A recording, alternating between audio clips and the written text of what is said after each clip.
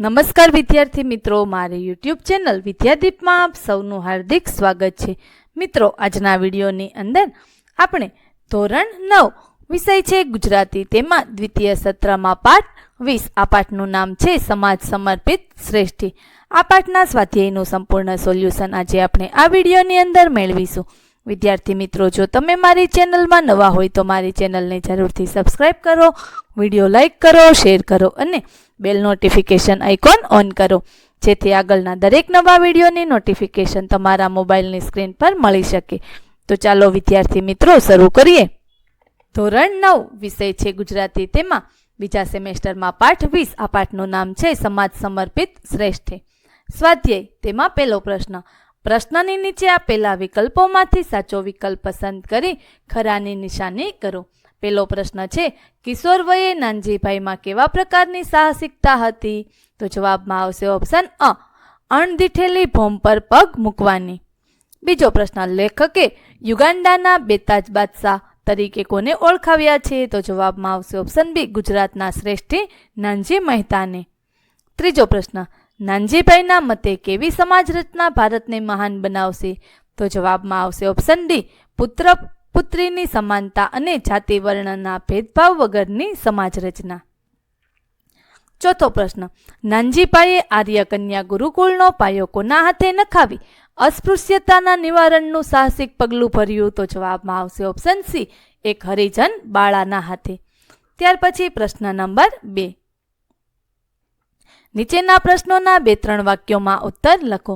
પહેલો પ્રશ્ન છે, 13 વર્ષની કિશોર વયે નાનજીને દરિયામાં જતી વખતે કેવો અનુભવ થયો? જવાબ, 13 વર્ષની કિશોર વયે નાનજીને દરિયામાં મુસાફરી કરીને યુગાન્ડા પહોંચવાનું હતું. મહિનાઓની આ સફર હતી, તેમાં વચ્ચે તોફાન આવ્યું. વહાણના કૂવા થંભ અને સઢ તૂટી ગયા. મૃત્યુ સામે દેખાતું હતું. ભૂખ, તરસ અને અનિશ્ચિત ભાવિ છતાં તેમણે હિંમત જાળવી દરિયાના તાંડવ વચ્ચે સ્થિરતા રાખી. બીમાર સાથીઓની સેવા કરી અને ઈશ્વર પર અડગ શ્રદ્ધા રાખી પોતાની દરિયાઈ સફર પાર કરી. ત્યાર પછી બીજો પ્રશ્ન, નાનજીભાઈ મહેતાના જીવનનો પંચશીલ સિદ્ધાંત જણાવો. નાનજીભાઈ મહેતાના જીવનનો આ પંચશીલ સિદ્ધાંત હતો: સાદું ભોજન, સાદો પહેરવેશ, સાદું લખાણ, સાદી ભાષા અને ઉચ્ચ વિચાર.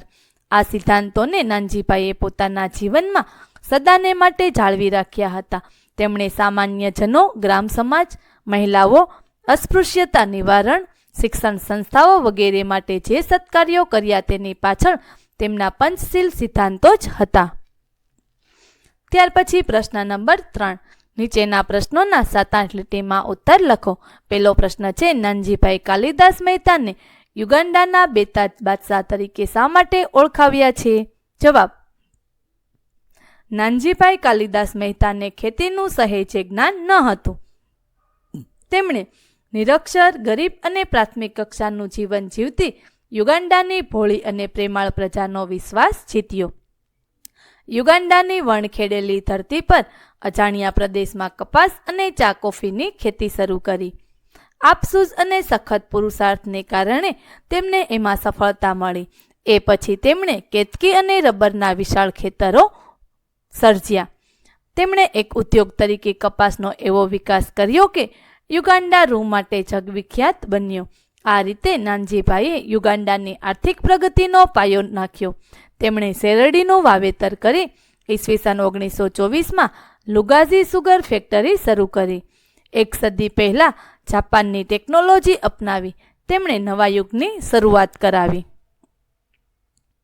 આમ સૌરાષ્ટ્રના નાનકડા ગામમાં જન્મેલા અને માત્ર 4 ચોપડી સુધી ભણેલા નાનજીભાઈએ અજાણ્યા પ્રદેશમાં ઉદ્યોગ સ્થાપવામાં અને તેને વિકસાવવામાં સફળતા મેળવી. આથી નાનજીભાઈ કાલિદાસ મહેતાને યુગાન્ડાના બેતાજ બાદશાહ તરીકે ઓળખાવ્યા છે. ત્યાર પછી બીજો પ્રશ્ન, નાનજીભાઈ મહેતા અજાણ્યા પ્રદેશમાં ઉદ્યોગ સાહસિક તરીકે શા કારણે સફળ થયા?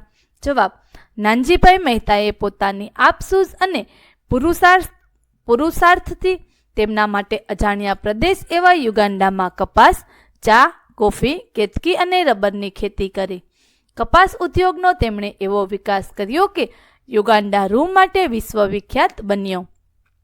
તેમણે યુગાન્ડાની આર્થિક પ્રગતિનો પાયો નાખ્યો. તેમણે શેરડીનું વાવેતર કરાવી ઈસવીસન 1924માં લુગાઝી સુગર ફેક્ટરીનો પ્રારંભ કર્યો. એક સદી પહેલાં તેમણે જાપાનની ટેકનોલોજી અપનાવી યુગાન્ડાના નવા યુગનો પ્રારંભ કરાવ્યો. આમ ખેતીનો કક્કો ન જાણતા એવા નાનજીભાઈ મહેતા અણદીઠેલી ભૂમિ યુગાન્ડામાં આપસૂસ, સખત પુરુષાર્થ, સાહસ અને પરમાત્મામાં અડગ શ્રદ્ધાને કારણે અજાણ્યા પ્રદેશમાં ઉદ્યોગ સાહસિક તરીકે સફળ થયા. વિદ્યાર્થી મિત્રો, અહીં આપણે ધોરણ 9 વિષય છે ગુજરાતી, તેમાં પાઠ 20મો તેમના સ્વાધ્યાયનું સંપૂર્ણ સોલ્યુશન પૂરું કરીએ છીએ. આગળના કાવ્યનું સંપૂર્ણ સોલ્યુશન મેળવવા માટે મારી ચેનલને જરૂરથી સબસ્ક્રાઈબ કરો. વિદ્યાર્થી મિત્રો, ફરી મળીશું કાવ્ય 21ની અંદર. ત્યાં સુધી આવજો.